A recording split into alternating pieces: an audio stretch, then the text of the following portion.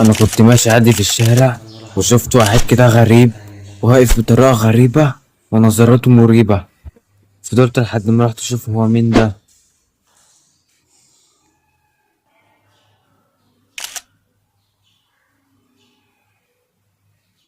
تعال اشاورك. دي تعال شبيك. انت مين وبتعمل ايه هنا؟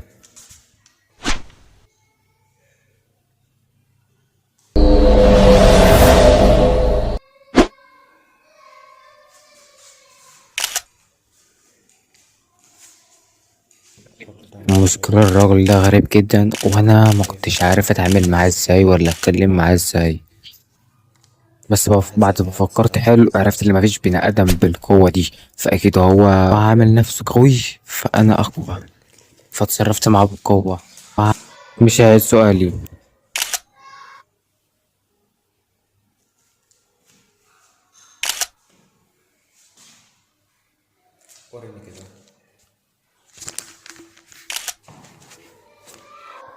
يا جدعان خد مني الموبايل ولقيتني فاتح اللايف وبصور، قال لي فانزاتك قليلين وتفاعل وحش. فيا جدعان اعملوا لايك، كسفتوني. اللي معاه في الرأي ويعرف ان انا عندي فانزات اكتر مش بادي يبقى نصكم اصلا من فانزات. حد فيكم يعرفني؟ حد فيكم يعرفني؟ ايوه كلهم عارفيني. طب لما انت عارفيني، ايوه واحد بيقول لي كاريزما تحت الضغط حبيب قلبي. طب لما انت عارفيني ما قلتوش للباشا؟ انا مين ليه؟ سيبني يعرف نفسه. انا كاريزما تحت الضغط، فاتح قناة كاريزما تحت الضغط.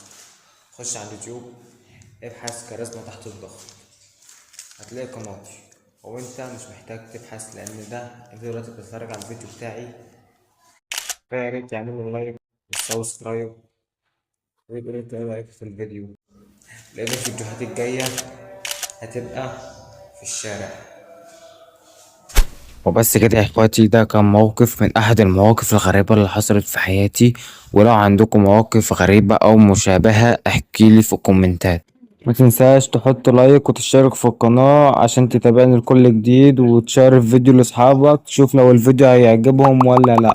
يلا باي، اشوفكم في فيديو جديد.